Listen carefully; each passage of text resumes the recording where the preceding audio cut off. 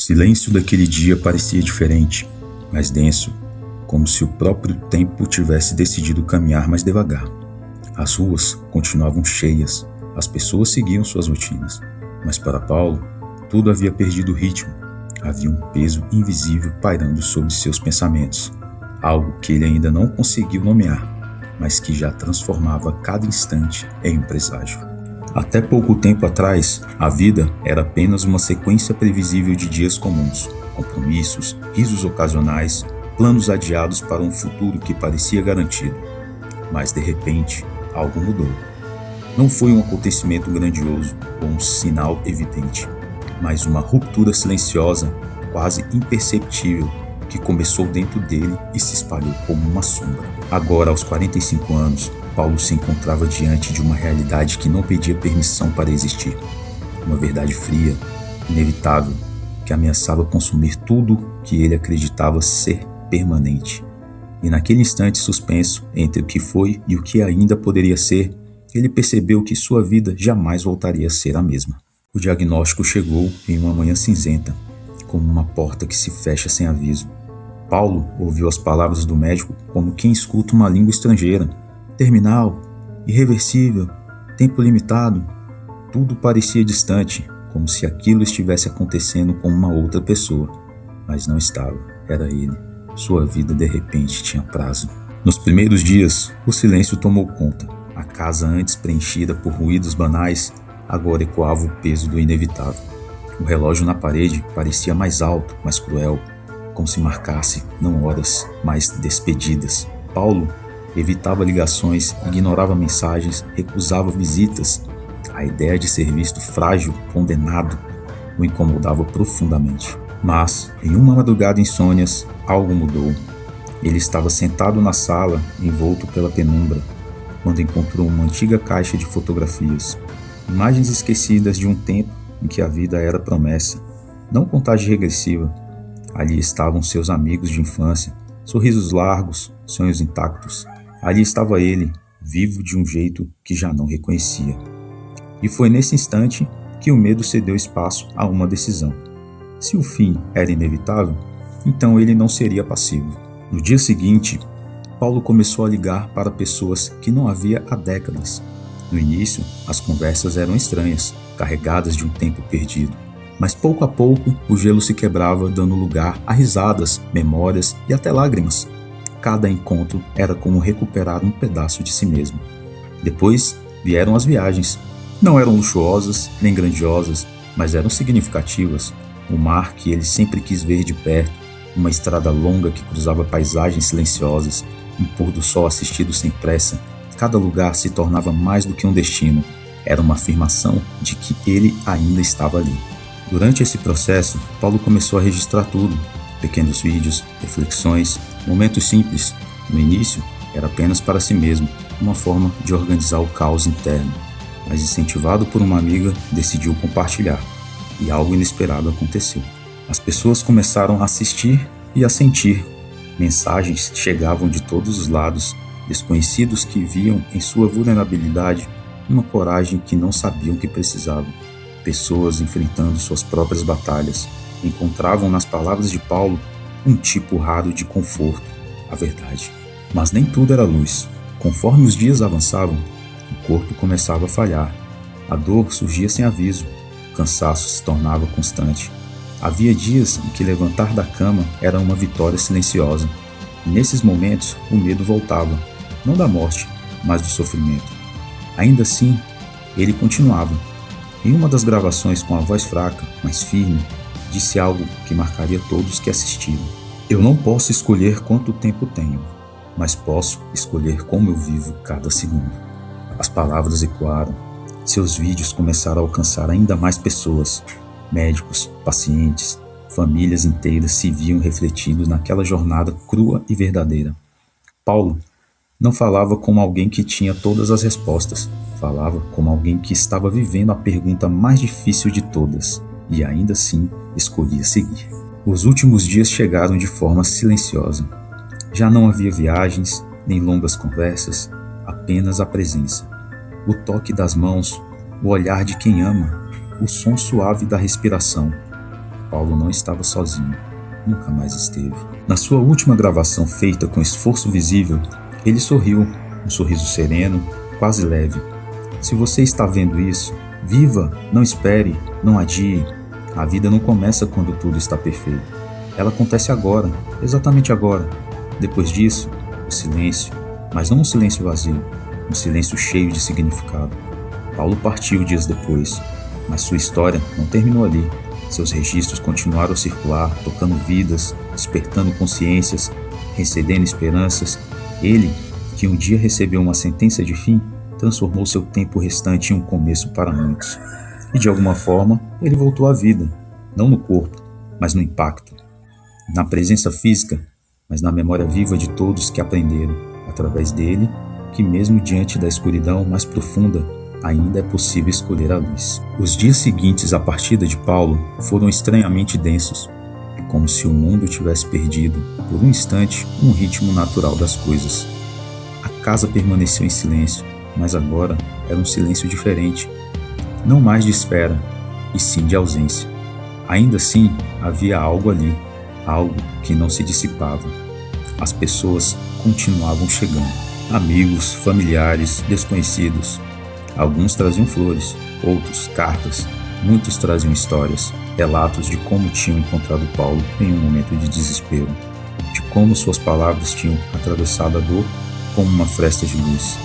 Havia lágrimas, mas também havia sorrisos. Era como se mesmo depois de partir, ele ainda estivesse reunindo pessoas. Em uma dessas visitas, uma jovem chamada Clara apareceu. Ela não conhecia Paulo pessoalmente, nunca tinha estado naquela casa, mas segurava com as mãos trêmulas um celular. Eu preciso mostrar isso, disse com voz embargada. Ela abriu um vídeo, era Paulo, mas não um dos vídeos que a família já conhecia. Era algo diferente, mais longo, mais íntimo, gravado poucos dias antes de sua morte. No vídeo, Paulo estava visivelmente mais fraco, o rosto marcado pelo cansaço, os olhos fundos, mas ainda vivos. Ele demorou alguns segundos antes de falar, como se reunisse forças, não apenas no corpo, mas na alma. Se você está vendo isso, talvez eu já não esteja mais aqui. A sala ficou em completo silêncio. Mas eu preciso te contar uma coisa que só eu entendi agora, enfim. Ele respirou fundo. Eu passei grande parte da minha vida achando que viver era sobre conquistar, correr, acumular, como se houvesse uma linha de chegada onde tudo finalmente faria sentido. E sabe o que eu descobri? Não existe essa linha. Os olhos dele marejaram, mas o sorriso surgiu logo em seguida. Aquele mesmo sorriso que desarmava qualquer tristeza. A vida sempre foi isso aqui. Os momentos simples, as pessoas, os detalhes que a gente ignora enquanto está ocupado demais tentando chegar a algum lugar. Clara não conseguiu conter o choro, nem ninguém na sala. Eu não venci a doença, eu não encontrei uma cura milagrosa, mas eu venci algo muito maior. Eu venci a ideia de que precisava esperar para viver. A imagem tremeu levemente, como se a mão que segurava a câmera estivesse perdendo força. Se tem uma coisa que eu posso deixar, não é um conselho, é um convite. E ele olhou direto para a câmera. Pare, respire, olhe ao seu redor. A vida já está acontecendo. Ela não vai esperar. O vídeo terminou, mas ninguém se moveu. Porque naquele instante, algo invisível, porém poderoso, atravessou todos ali. Não era apenas saudade, era transformação. Nos dias que se seguiram, aquele vídeo começou a se espalhar. Primeiro entre amigos, depois entre amigos de amigos. Em pouco tempo, estava em todos os lugares. Pessoas assistindo, compartilhavam, comentavam. Mas mais do que isso, mudavam. Gente que decidiu ligar para alguém depois de anos sem contato. Pessoas que pediram perdão. Outras que simplesmente começaram a prestar mais atenção no presente. Pequenas mudanças quase imperceptíveis, mas que somadas criavam algo intenso. Clara foi uma delas. Antes de encontrar aquele vídeo, ela estava perdida, lutava contra seus próprios pensamentos, carregando um peso que ninguém via. Naquela noite, ao ouvir Paulo, algo dentro dela se quebrou e ao mesmo tempo se reconstruiu. Sem perceber, ele havia salvado mais uma vida. Meses depois, a casa de Paulo já não era mais apenas uma lembrança. Tornou-se um ponto de encontro, um lugar onde histórias eram compartilhadas, onde pessoas se reuniam para falar sobre dor mas também sobre recomeço. Na parede da sala havia um quadro simples com uma frase escrita à mão. A vida acontece agora, e de alguma forma ela ainda estava ali. Não como antes, mas talvez de um jeito que é ainda mais presente. O tempo avançou como sempre faz, silencioso, inevitável, mas algo naquela história se recusava a se apagar. A casa de Paulo deixou de ser apenas um lugar físico, tornou-se um símbolo. As paredes, que antes guardavam o eco de ausência, agora absorviam vozes, risadas, desabafos. Pessoas chegavam carregadas de dores invisíveis e saíam com algo diferente. Não exatamente respostas, mas uma estranha sensação de clareza. Clara passou a frequentar o lugar com frequência. No início, apenas observava. Sentava-se em um canto, escutava histórias, absorvia o ambiente, mas com o passar dos dias, começou a falar também. Primeiro timidamente, depois com uma firmeza. Compartilhou sua própria dor, seus medos, o momento em que quase desistiu. E pela primeira vez, não se sentiu sozinha. Inspirada por tudo aquilo, ela tomou uma decisão. Começou a registrar histórias. Pegou uma câmera simples e passou a entrevistar pessoas que, de alguma forma, haviam sido tocadas por Paulo. Não eram histórias perfeitas, eram reais, cheias de falhas, de quedas, de recomeços, gente comum, vivendo batalhas silenciosas, gente que, assim como ele, aprendeu, muitas vezes de forma dura, que viver não podia ser adiado. O projeto cresceu. Os vídeos começaram a circular, alcançando pessoas em lugares distantes, e sem que ninguém planejasse, aquilo se transformou em algo maior do que todos imaginavam. Um movimento, uma corrente visível de humanidade, onde vulnerabilidade deixava de ser fraqueza e passava a ser ponte. Anos se passaram, a casa ainda estava lá, mas agora havia algo novo. No quintal, onde antes havia apenas terra e silêncio, foi construído um pequeno espaço aberto, simples, acolhedor, bancos de madeira, árvores plantadas por mãos diferentes, uma leve brisa que parecia nunca faltar. No centro, uma placa discreta. Para todos que decidiram viver antes do fim. Clara estava ali naquele dia, mais velha, mais serena. Segurava nas mãos uma câmera, mas não por necessidade, mas por propósito. Ao seu redor, pessoas conversavam, algumas em lágrimas, outras sorrindo. Crianças corriam entre as árvores. A vida, em todas as suas formas, pulsava naquele lugar. Ela se aproximou da placa, passando os dedos pelas letras. Por um instante, fechou os olhos e lembrou do vídeo, da voz, do olhar cansado, mas cheio de vida, do convite. Respirou fundo. Quando abriu os olhos novamente, levantou a câmera e começou a gravar. Não para registrar o passado, mas para eternizar o presente, porque no fim foi isso que Paulo deixou. Não de uma história sobre morte, mas um lembrete poderoso de que a vida não espera por condições ideais, nem por certezas, nem por coragem absoluta.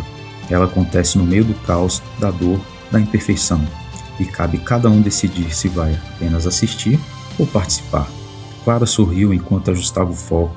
Ao fundo, o vento atravessou as árvores, suave, quase como um sussurro, e por um breve instante, impossível de explicar, mas impossível de ignorar, parecia que ele ainda estava ali. Não como memória, mas como presença, vivo em cada escolha de quem decidiu, a partir daquela história, não adiar mais a própria vida. E assim, o fim deixou de ser um ponto final, tornou-se um começo.